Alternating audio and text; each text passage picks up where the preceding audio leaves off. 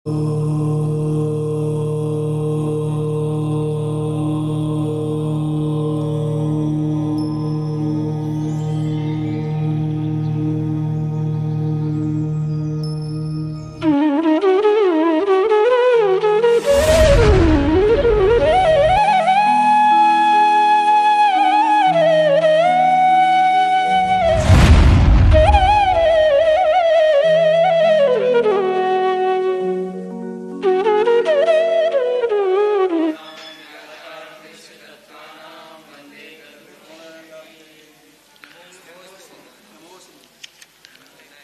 इसमें जो था गति कसाय वाले में, वो जो अपन कल क्या पढ़ा था, मिथ्या दर्श ना ज्ञा ना संय ता सिद्ध। तो ऐसा नहीं करना, क्योंकि व्यंजन जो है परवर्णम नयेत, व्यंजन मश्वरम परवर्णम नयेत।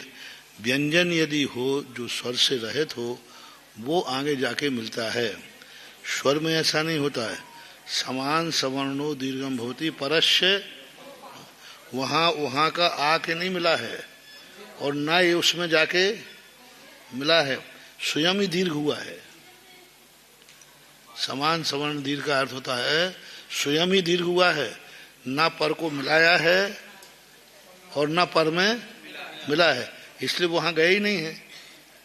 इस सूत्र के अनुसार जब दीर्घ स्वर होता है, और नहीं दीर्घ स्वर तो मिलेगा, लेकिन स्वर सहित व्यंजन हो तो उसका कहीं भी आगे तो उच्चारण नहीं करना।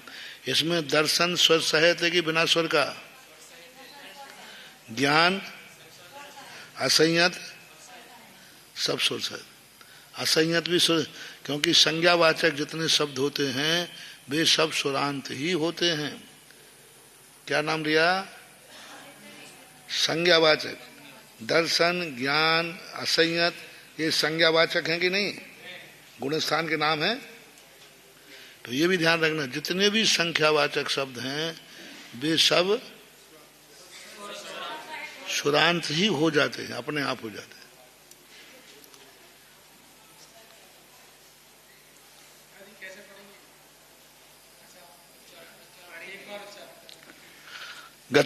गति कसाय मिथ्या, गति कसाय लिंग मिथ्या,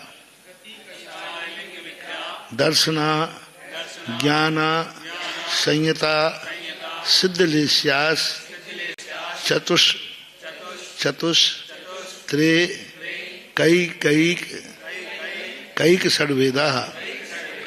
गति कसाय लिंग मिथ्या दर्शना, दर्शना के पास रुकना है। गति कसाय लिंग मिथ्या दर्शना ज्ञाना संयता सिद्धलेस्यास चतुष त्रे कैक षड्वेदा। अब एक साथ पढ़ना, गति कसाय लिंग मिथ्या दर्शना ज्ञाना संयता सिद्धलेस्यास चतुष त्रे कैक षड्वेदा।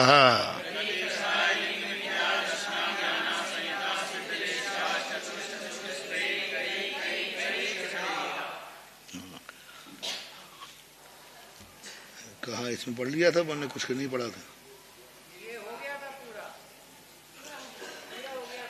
पारणामिक भाव है। यह पारणामिको भाव त्रिभेदा उक्ता तद भेद स्वरूप प्रतिपादनार्थमाह। जो पारणामिक भाव हैं, भाव तीन प्रकार के कहे थे, उक्त ने कहे हैं, उनके और भेदों का प्रतिपादन करते हैं। जीव भव्या भव्यत्वानि च, जीव भव्य और भव्यत्वानि च। त्वानि शब्द जो अंत दीपक है, जीवत्वानि भव्यत्वानि और अभवत्वानि। जीवत्वम भव्यत्वम अभव्यत्वम इति त्रयोद्भावाः।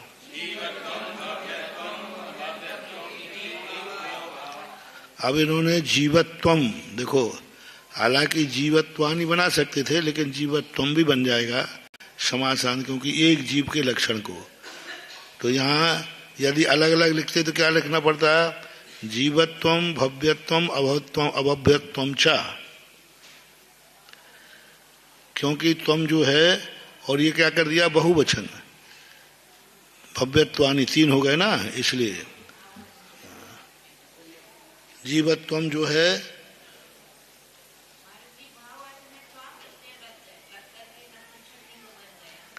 हाँ देखो अब त्वा के रूप चलाओ, त्वा के रूप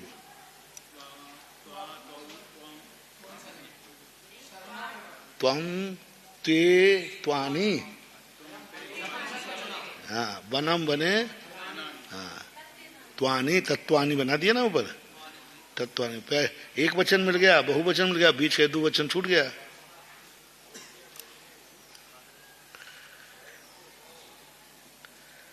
जीवत्वम भव्यत्वम अभ्यत्वम त्रयो भावः पारणामकः अन्न द्रव्यः साधारणः आत्मनो वेदितव्यः।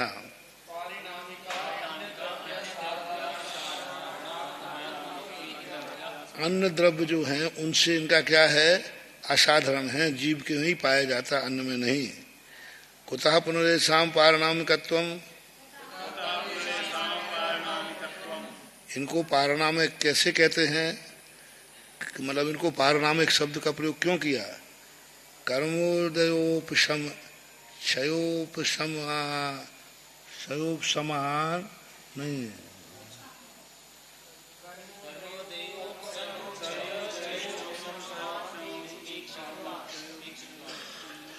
अब यहाँ देखो वयोक्षम अनपेक्षत्वाद है, तो क्षयोपशम में उपशम पूरा है कि हलंत है, हैं?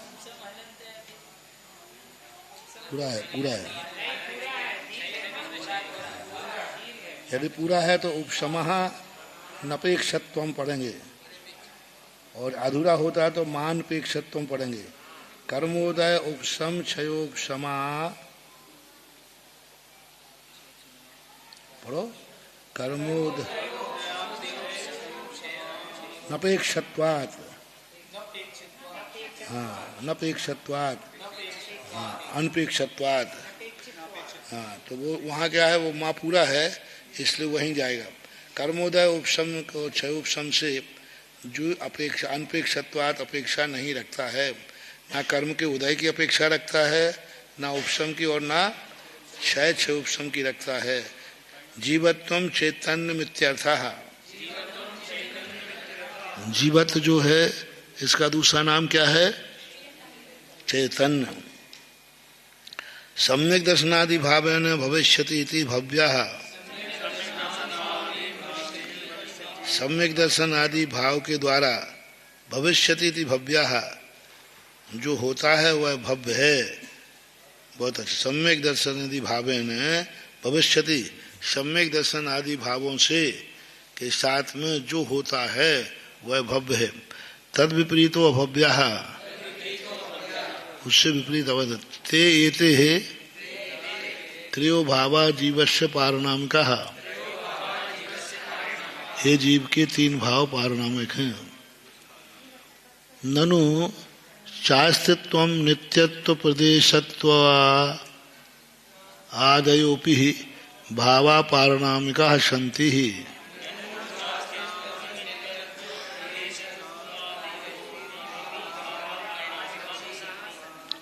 शंकाकार शंका करते हैं कि चास्ति नित्यत्वम, अस्तित्व नित्यत्व प्रदेशत्व आदि भी भाव पारणामिक हैं, क्योंकि ये भी कर्म की अपेक्षा नहीं रखते हैं।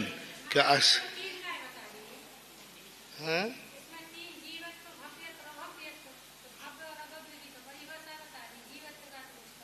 ये तो चेतन चेतन में चलता, चेतन जीव का लक्षण चेतन है, वो भव्य भव्य सब में पाया जाएगा। पर भव्यत्व भी पारणामिक है, अभव्यत्व भी पारणामिक है, तो जीवत दे दिया ना, चेतना मित्यर्थ है, दोनों में आएगा। जीव तो सभी हैं, फिर उनमें भव्यवत दूसरा पारणामिक, पहला सबका पारणामिक भाव क्या एक ही है, फिर उनमें दूसरा पारणामिक दो है। असाधारण लक्षण बताना है इनको।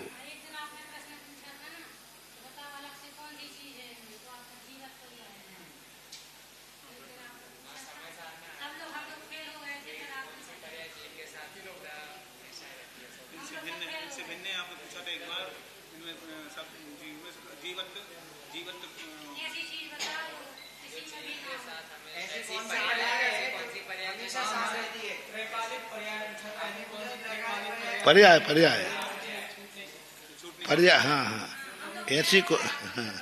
ऐसी कौन सी पर्याय है जो शाश्वत है, अविनाशी है, कभी मिटती नहीं है।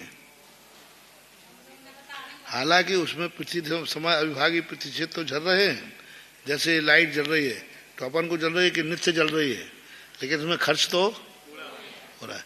तो पर्याय तो अर्थ पर्याय तो जीवत्व की भी निकल रही है, जीवत्व की भी प्रति समय अर्थ पर्याय निकल रही है, लेकिन वो पर्याय अपन को ज्ञान में, जैसे अकृत्रिम मूर्तियां हैं, अब अकृत्रिम में से क्या होता है, पृथ्वी क्षण उसमें उत्पाद व्यय हो रहा है कि नहीं हो रहा है, लेकिन अपन को पता नहीं चलता। किसी ने किया नहीं, कोई मिटा नहीं पाएगा, किसी के द्वारा किए हुए नहीं है। यही तो ईश्वर कर्तृत्ववाद का सबसे बड़ा खंडन है। ईश्वर कर्तृत्ववादी कहता है जो जो कार्य हैं उनका कोई ना कोई कर्ता जरूर है, जो जो कार्य हैं उनका कोई ना कोई। और जैन दर्शन कहता है ऐसा नहीं, कार्य तो है लेकिन कर्ता हो कोई नियम नहीं है। जैसे विमान, मेरू, इनका कोई कर्ता नहीं है, लेकिन कार्य है कि नहीं है, अनादि है। सब पूरे जितने भी दुनिया में सारी सृष्टि सामान्य रूप से कौन करता है, किन्हू न करे न धरे को षड द्रव्यमयी सुधरे को। हाँ, 6 द्रव्यों से अपने आप परिणमन हो रहा है।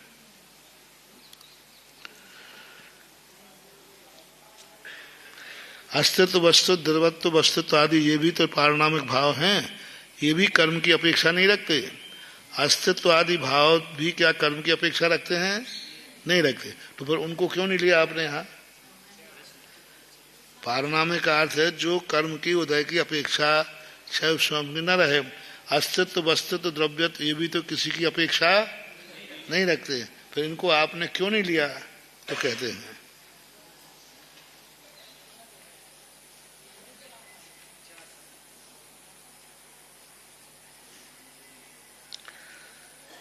संत तेषाम यह ग्रहणम कर्तव्यम,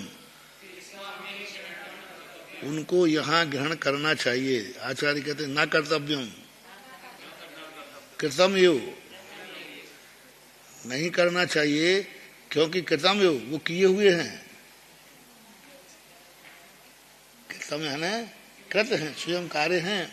कथम चा शब्द ने समुच्चय तत्वाद, नहीं बहुत अच्छा शब्द दिया है आचार्य ने कहा। उनसे कहा कि आपने इनको क्यों ग्रहण नहीं किया, ये भी पारिणामिक हैं तो नहीं ग्रहण करना चाहिए, और ग्रहण किए हुए हैं। पहले तो कह दिया ना कर्तव्यम कृतम यो, वहां किए हुए हैं, तुम देखो गौर से पढ़ो। तो 4 शब्द एक ऐसा है जिसमें अपन कुछ भी समझ सकते हैं।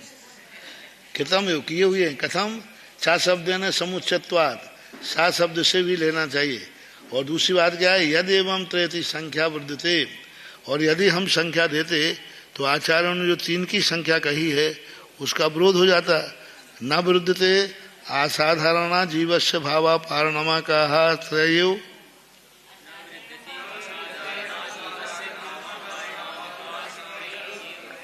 तो क्या तुमने आपने संख्या को रखने के लिए सारा गौण करके 3 कह दिया। तो आपका जो लक्षण है, यानी आप सत्य के प्रेमी नहीं हैं, आप अपने आचार्यों की वाणी को सिद्ध करना चाहते हैं। तो वो कहते हैं नहीं ऐसा भी नहीं है, न वृद्धते, 3 की संख्या वृद्ध भी नहीं है। यानी शंकाकार को कह रहे हैं कि तुम ये कहो कि आपके 3 पारिणामिक भाव नहीं, तो 3 की संख्या भी गलत बोली है। तो आचार्य नहीं, गलत नहीं है, क्योंकि ये 3 असाधारण हैं और अस्तित्व वस्तुत्व साधारण सभी द्रव्यों में पाए जाते हैं।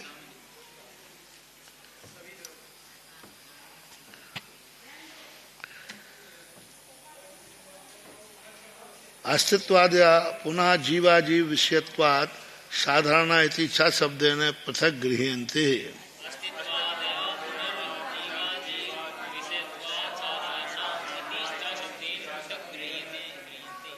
आप इनके नाम लेके ग्रहण हमने इसलिए नहीं किया क्योंकि असाधारण नहीं है, लेकिन हैं इसलिए 4 शब्द से ग्रहण करना चाहो तो कर लीजिए।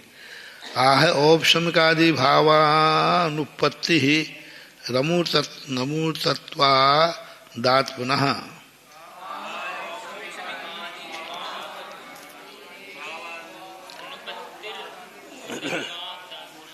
देखो सावधान, यहाँ औपशमिकादि भाव वहाँ अनुप के आ में आया है तो भी हम उन्हें भावा तक पढ़ेंगे। अनुपत्ति ही नुपत्ति कैसे पढ़ेंगे? औपशमिकादि भावानुपत्ति, भावानुपत्ति रम, हाँ नुपत्ति पढ़ो। औपशमिकादि भावानुपत्ति रमूर्तत्वादात्मनः। अब यहाँ दा को इधर क्यों पढ़ रहा है? वहाँ आ डबल आ है तो देखो आ गया ना, वो जो अपन ने कल सिद्ध किया था। दात्मना क्यों पढ़ रहे हैं? यहाँ भी तो डबल है, हलंत है दा, बस इतना सी बात है। यहीं की यहीं आ गया ना। और ऊपर भी क्या पढ़ा आपने अनुपत्ति में? भावा शब्द क्यों पढ़ा वहाँ? वहाँ भी तो वहाँ आ मिला है कि नहीं? लेकिन आ व्यंजन नहीं, बस सीधी बात है। इसी में वहाँ समाधान हो गया। ऊपर भी आ मिला है अनुपत्ति का, लेकिन चूंकि मूल शब्द इसलिए उसको शब्द को आगे नहीं लाए। और यहाँ पर अन्यत ता क्या है? हलंत है। और फिर बड़ा आके मिला है तो दांत ना पड़ेंगे।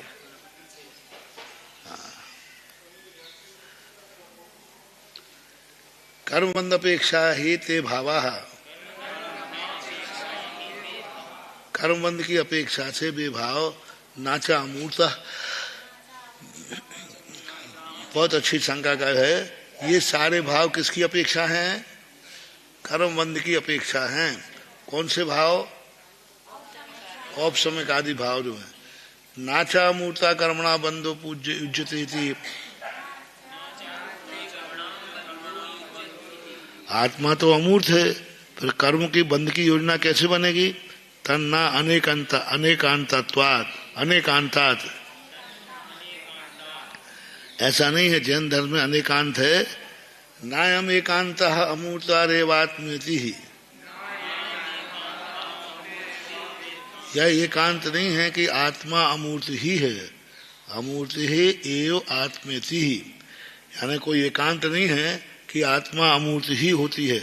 कर्मबंध पर्यापेक्षा तदा देशात् स्यान् मूर्तः।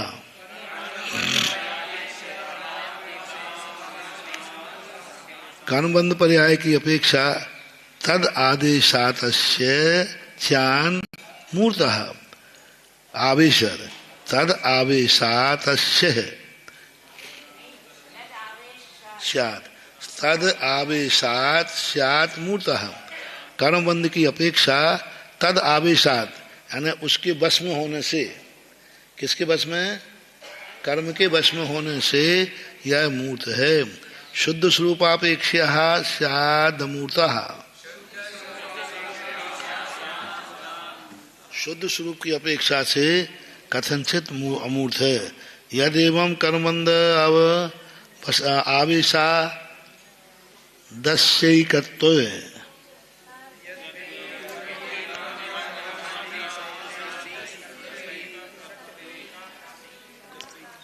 यदेवं इस प्रकार से कर्मबंध की आवेश से एकत्व होने पर सदी अविवेका प्राप्त होती ही। सती अविवेका प्राप्त। कितनी अच्छी बात कही इन्होंने। देखो हिंदी का ना, यद एवं जो इस प्रकार से कर्मबंध आवेशात, कर्मबंध के आवेश से स्यात् एकत्व है। स्यात् यानी कथनचित एकत्व को प्राप्त हो गए हैं। क्यों? अलग दूध और पानी अलग दिख रहे हैं क्या? आत्मा और कर्म अलग दिख रहे हैं क्या? कथन से स्यात् एकत्व क्षति ही अविवेका प्राप्त होती। अविवेका यानी विवेक यानी भेद और अविवेक यानी अभेद। कथनचित कर्म और आत्मा एकत्व को प्राप्त हो गए हैं। अविवेका प्राप्त होती ही, यानी अलग नहीं है, अविवेका एक हो गए। न एष दोषः बंध प्रत्येकत्व है सत्यपि लक्षण भेदादस्य नानत्वम अवशीयते है।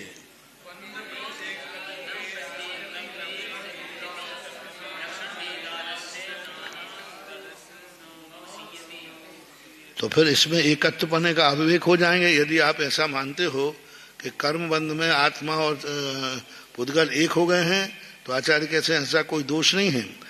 बंध प्रति एकत्व सति भी, बंध की अपेक्षा से एकत्व होने पर भी लक्षण भेदात अस्य नानत्व अवशीयते, लक्षण की अपेक्षा तो अभी भी उसमें नानत्वपना है। जैसे दूध को और पानी को मिला दिया तो दोनों एक दिख रहे हैं, लेकिन पानी पानी है और दूध दूध है।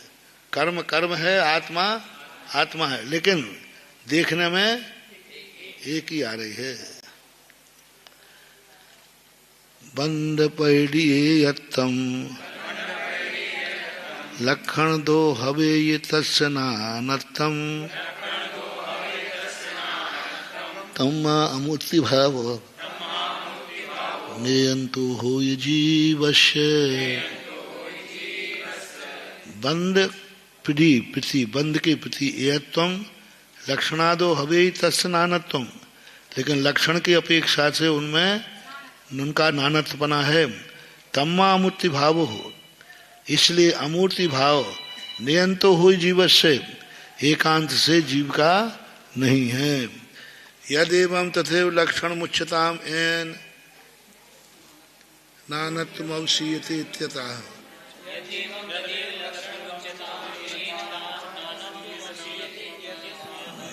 जो इस प्रकार से है तदेव उसका ही लक्षण कहना चाहिए। एन नानात्वम अवशीयते है, जिसके कारण से इसको अलग किया जाए। आपने कहा ना कि लक्षण की अपेक्षा से कर्म अलग है और जीव अलग है, तो लक्षण है क्या?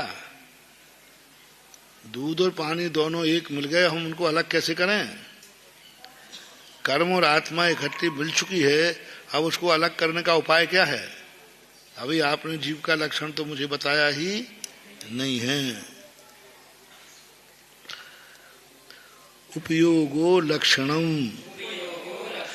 उपयोगो लक्षणम, उपयोग है जिसका लक्षण। अब देखो यहाँ उपयोगो द्विवचन है कि एक वचन है, क्या है?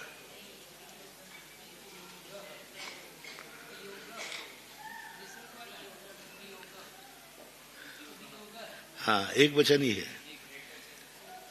उपयोग तो दो होते हैं, लेकिन उन्होंने एक वचन बना दिया उन्होंने। उपयोग सामान्य, उपयोग लक्षणम, उपयोग लक्षण है। अब कहते हैं उभय निमित्त वसा दुत्पद्यमाना चैतन्यानुविधायी परिणामा उपयोगा।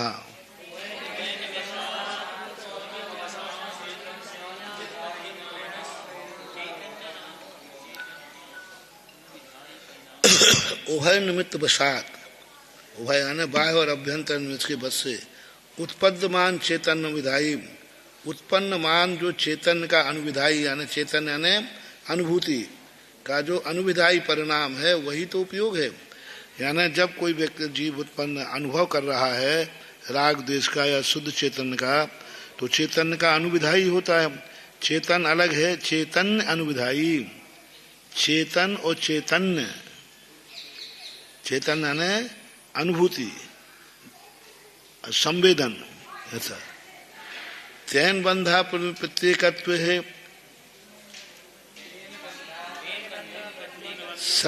सत्यात्मा लक्ष्यते है। अब यहाँ क्या बना? सत्यप्यात्मा, सत्यप्यात्मा लक्ष्यते सुवर्ण रजत और बंधम प्रत्येकत्व है। सत्यपि वर्णादि भेदवद, प्रत्येक में एकत्व होने पर भी आत्मा का लक्षण कैसे है? जैसे सोने और रजत को यदि एक साथ मिला दिया जाए तो मिल तो जाएंगे, लेकिन दोनों के वर्णाधिक भिन्न भिन्न फिर भी रहेंगे।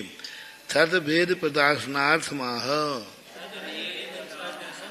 अब इन जो उपयोग है, उपयोग के एक ही उपयोग है कि उपयोग के भेद भी हैं।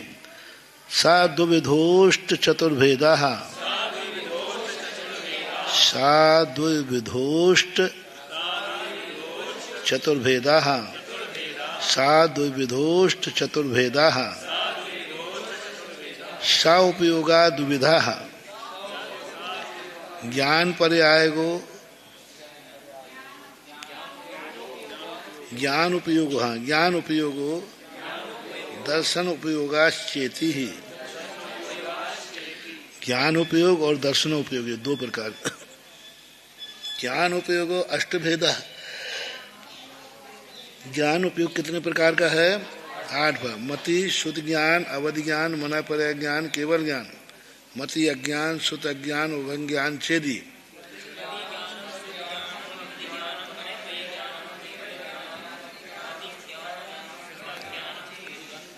इस प्रकार के 5 ज्ञान और 5 कुज्ञान, अज्ञान जो है। दर्शनोपयोग चतुर्विधा, दर्शनोपयोग 4 प्रकार का। चक्षु दर्शन, मचक्षु दर्शन, मवधि दर्शन, केवल दर्शनम चेति।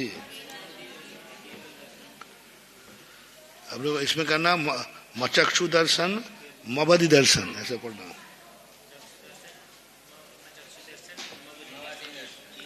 चक्षु दर्शन, मचक्षु दर्शन, यानी चक्षु दर्शनम, अचक्षु दर्शनम, अवधि दर्शनम और केवल दर्शनम, ये 4 प्रकार।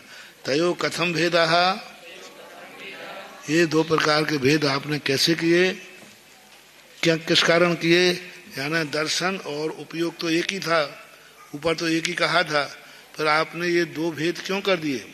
सा द्विविधो अष्टत्वम चतुर्भेदा, 8। तो आपने भेद क्यों कर दिए? तो साकार अनाकार भेदात, इन दोनों में एक साकार है और एक अनाकार है। साकार ज्ञानम अनाकारम दर्शनम मिति ही। साकार दर्शन है, ज्ञान है, और अनाकार दर्शन। तत्छद्म स्थितिषु क्रमेण वर्तते है। छद्मस्थ के ये दोनों क्रम से होते हैं। निरावरणेषु युगपद, यानी केवली भगवान के युगपद होते हैं। पूर्व काल भाविनोपि दर्शनाद ज्ञान से प्राग उपन्यासा,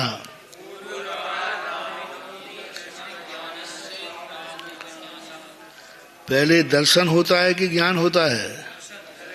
तो फिर आपको पहले दर्शन कहना चाहिए। जैसे अभी ये कह रहे थे ना कि परमाणु से वर्ग, वर्ग से वर्गना, वर्ग में पहले, ऐसा कह दो, वही प्रश्न आ गया कि जो पहले होता है वही कहो ना पहले। दर्शन को पहले कहना चाहिए, ज्ञान को बाद में कहना चाहिए। तो ऐसा कहना चाहिए क्योंकि वो पहले प्राप्त होता है। पूर्व काल अभिनव भावनो अपि ही, सबसे पहले दर्शन होने पर भी दर्शनाद ज्ञान से प्राग उपन्यासा, दर्शन से ज्ञान को पहले उपन्यास किया है। क्यों? अभृतत्वात्, अभृतत्वात् यानी पूज्यता। कायदा से लाइन में पहले क्रम से छोटा हो फिर बड़ा होना चाहिए, लेकिन पूज्य आ जाए तो। एक बार आचार्य से हम लोगों ने प्रश्न किया, क्योंकि महाराज लोगों को तो सब पढ़ा लेते हैं। मुक्तागिरी का बिहार हो रहा था सन 1980 में। छिंदवाड़ा के आगे सारे ब्रह्मचारी महाराज लोग पढ़ा गए और ब्रह्मचारी मंदिर में बैठे थे। निमंत्रण तो अपने यहाँ शुरू से नहीं होता था। निमंत्रण में एक निश्चिंत हो जाता है कि भाई अपना पक्का है, तो निमंत्रण तो शुरू से अपने संग में नहीं हुए, मंदिर में बैठ जाते थे। अब कोई बुलाने नहीं आया, अब बैठे हैं ब्रह्मचारी आराम से। सब महाराज को पढ़ाना, चौके कम थे, सब महाराज को पढ़ा करके फ्री हो गए। अब 11:15 बजे आचार्य से लघु शंका उठे, तो ब्रह्मचारी ने पूछ दिया, तो यहाँ मंदिर में क्या कर रहे हो? अब क्या बोले? अब ये कोई आहार के लिए बुलाने नहीं आया है। तो आचार्य ने कहा, देखो आचार्य जी ने किसी श्रावक को नहीं कहा भैया इनको देख लो, हम लोग थे क्षुल्लक, इनको कहीं भेज दो। आचार्य कहते देखो अब कोई बुलाने तो आया ही नहीं, सामायिक का समय हो गया है, अच्छा है उपवास ले लो। अरे मैंने कहा ये साधु एक तो गुरु भूखों मारेगा। मतलब कायदा से इंतजाम कराना चाहिए, गुरु है वो, इशारा करना चाहिए थे। और कहते नहीं अब कोई आ तो है नहीं, 12 बज गए, अब उपवास ही ले लो तो अच्छा है। तो ये तो फिर हम लोगों ने आचार्य से प्रश्न किया, आचार्य से दुनिया की नीति है कि घरों में बाल बच्चे पहले भोजन करते हैं, बड़े बाद में करते हैं। यहाँ तो बिल्कुल उल्टा हो रहा है, कायदा से पहले ब्रह्मचारी को उठाना चाहिए, क्योंकि बड़ों को तो दुनिया पूछ लेगी। यदि मान लो बड़ा रह जाए तो उसके लिए तो 100 लोग खड़े रहेंगे पड़ेगा नहीं, सब खड़े रहेंगे अरे भाई बड़े हैं, लेकिन तो इनको छोटों को पहले उठाना चाहिए। नहीं फिर आचार्य ने कहा नहीं, ये आगम विरुद्ध है, अभृतत्वात्, ये मोह मार्ग नहीं, ये मोक्ष मार्ग है। मोह मार्ग में राग भाव होने से कि भाई छोटे को पहले खिला दो, ये राग भाव है, और बड़े को पहले खिला दो, ये पूज्य भाव है।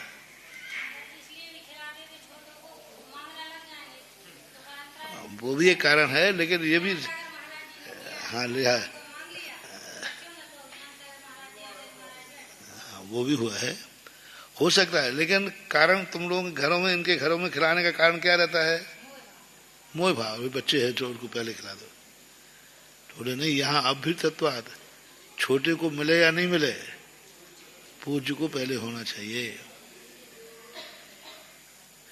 क्योंकि महाराज का जिस चौके में हार हो गया, उस चौके में आपका हार हो सकता है, लेकिन आपका हार हो गया तो महाराज का हार नहीं होता है। जैसे इलक शुल्लक का हार शुरू हो गया है, फिर हम नहीं जाएंगे वहां, और महाराज का शुरू हो गया तो चले जाएंगे, आराम से जाएंगे, बल्कि हार और देंगे।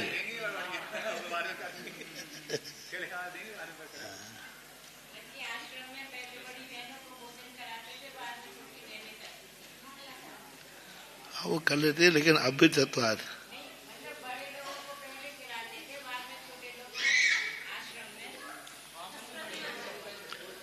एक बार ऐसा करना पड़ा था, नरसिंहपुर की बात है, बिहार हो रहा था। तो उस समय क्या हुआ कि ये नियम था कि महाराज क्षुल्लक का हार चालू हो गया तो अब महाराज हार, और एक एक महाराज योग सागर जी 2-3 जगह से तो लौटे और घूम घाम कर लौट के आए। अब लोगों ने कहा महाराज जी योग सागर लौट आए, अब मैं आहार कर रहा था, मेरा आहार शुरू हो गया। मैंने लोगों के सारे के तुम लोग जाके पड़का लाओ, नीचे ही थे सामने, उन्होंने पड़का तो लिया, तो उनके योग सागर जी ये कम्प्रोमाइज तो करेंगे नहीं, और भागेंगे, तो ये मुझे आहार करते देखते ही भागेंगे। तो हमने तुरंत कटोरा धो करके, नहीं हमने शुरू नहीं किया, वो पात नीचे का था वो उठवा दिया हमने, जो नीचे पाया था, अकल काम कर गई अकल, पा जो जाता है ना जीवन, वो हटवा दिया, बिल्कुल दूसरा रखवा दे, दूसरा रख दो, और कटोरा धो दो। मुझे नहीं, अभी हम धो ही रहे थे, अभी हमने शुरू नहीं किया। तो मैंने कहा देख लो, आप देख लो, इसमें देख लो, ये पात्र कैसा है देख लो आप। तो पात्र में तो कुछ था ही नहीं, वो तो पहले से अपन ने गड़बड़ कर लिया था। और श्रावक तो हमारे साथ रहेगा, उनके साथ थोड़ी रहेगा। नहीं, ऐसे मामले में तो श्रावक अपने पक्ष में होगा। तो हाँ महाराज जी नहीं, कुछ नहीं, अभी तो महाराज शुरू ही कर रहे थे। क्या पता चल, जब ऐसे पता चल, ऐसे थोड़ी बता देंगे उनको। फिर आचार्य जी को बताया तो आचार्य कहते चुप, ठीक है। अब आचार्य जी अब डर तो लग ही रहा था कि मामला गड़बड़ हो गया है, झूठ बोल करके और एक महाराज का हार खड़ा दिया, तो गड़बड़ तो किया ही है। तो हमने आचार्य जी, आचार्य जी हमने सोच लिया था अंत में हमें प्रायश्चित मिलेगा तो उपवास मिलेगा, कर लेंगे एक उपवास। हमारे उपवास करने से एक महाराज का हार होता है, तो हमने ये तक सोच लिया था कि हमें उपवास मिलेगा प्रायश्चित में। कि तुमने ऐसा झूठ क्यों बोला है? पर वहां अब उपवास तो मिला नहीं।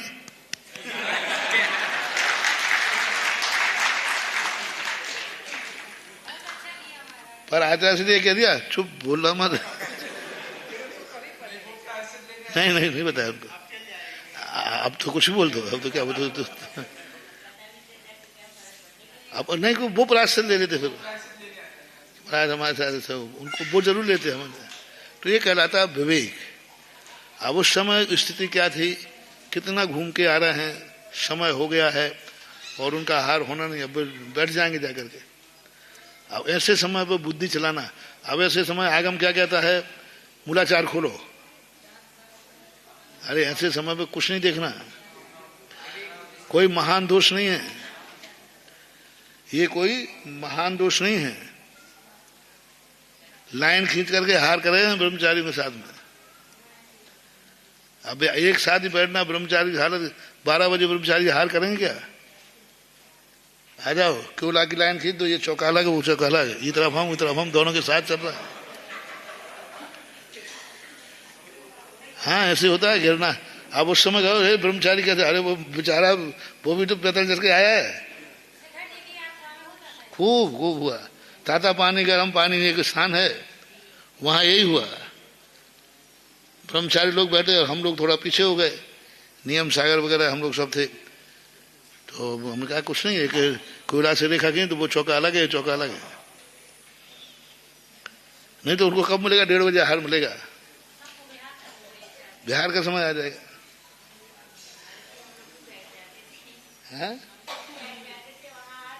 हाँ ब्रह्मचारी खूब बैठे, ब्रह्मचारी सब बैठ जाते, छुल्लों के हाथ चलते रहते। मुंडराजों के हार के साथ हुआ, बस थोड़ा सा पार्टीशन कर दिया, बस दिख भी जहां तो चौका अलग होगा, लाइन खिंच गई ना, बस।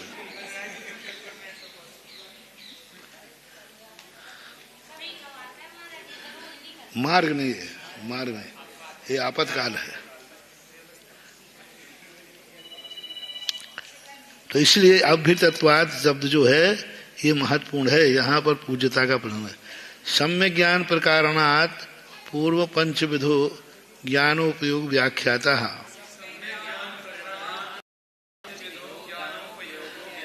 सम्यक ज्ञान का प्रकरण होने से पूर्व में हमने 5 ज्ञानों का वर्णन किया। यह पुनरुपयोग अवगाह विपर्योपि गृह्यते इत्यष्ट विधि इति उच्यते।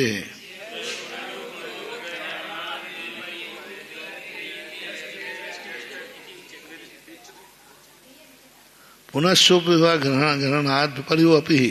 अब आपने पुनः उपयोग शब्द का ग्रहण क्यों किया? देखो क्या हुआ, इन्होंने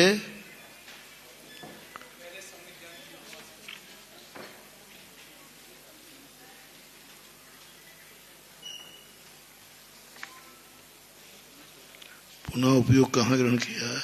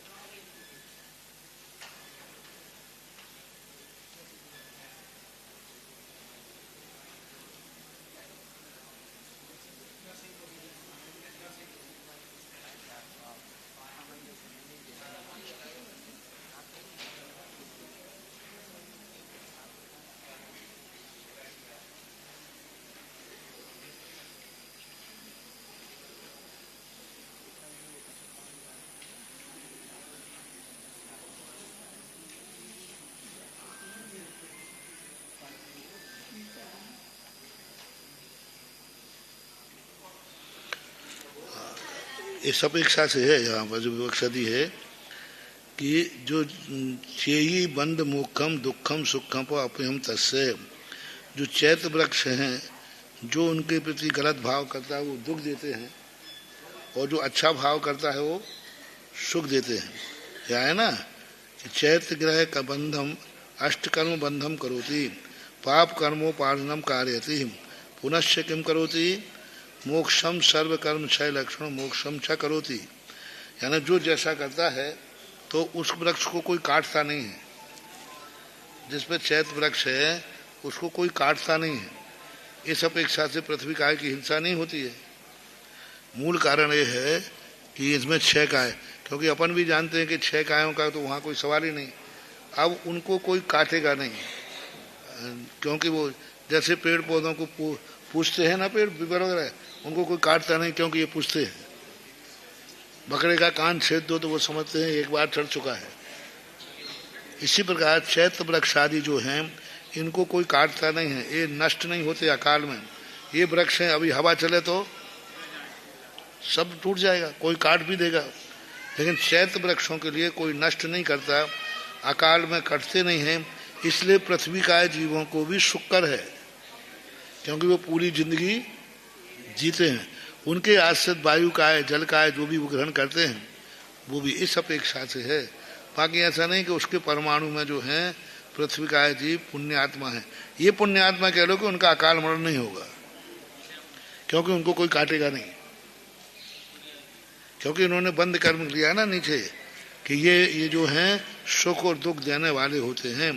जो इनके साथ गलत व्यवहार करता है दुख देते हैं, जो अच्छा व्यवहार करता है उनको सुख देते हैं।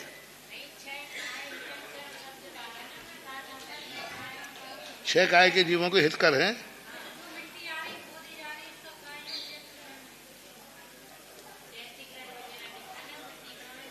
हितकर है, यही तो कह रहे ना, हितकर उनको दुख नहीं पहुंचाता कोई अकृत्रिम होने के कारण।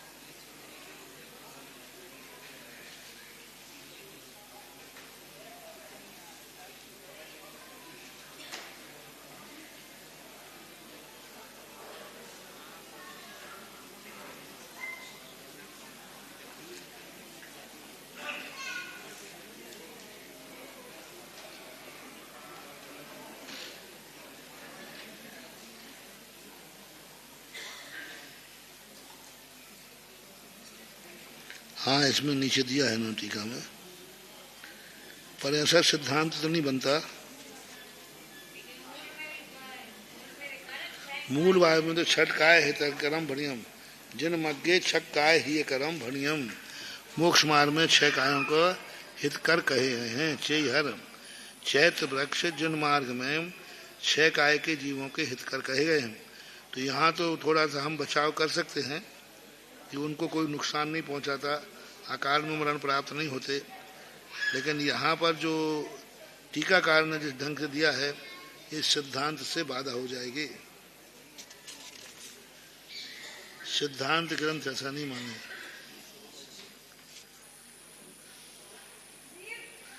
वो भजन में ठीक है, जल बनाओ तो गंगा का बनाना, नाली का नहीं बनाना, कम से कम आएंगे।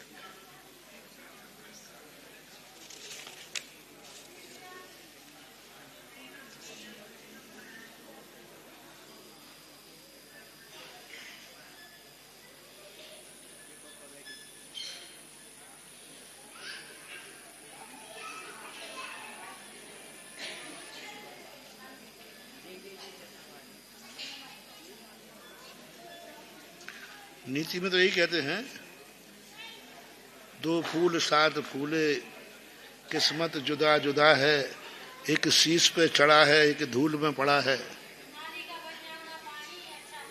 हाँ, तो लोक व्यवहार तो यही है कि एक फूल जो डाली पे खिले, एक तो भगवान पे चढ़ा दिया और एक धूल में चढ़ा है। हाँ, तो है तो पर सिद्धांत से अपना बनेगा नहीं।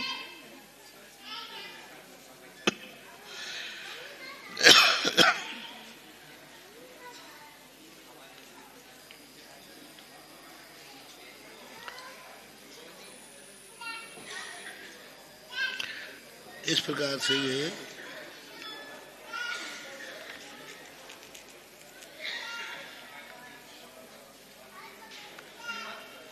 इस प्रकार विपर्या की अपेक्षा 8 प्रकार का हुआ। बस इतने रख लो।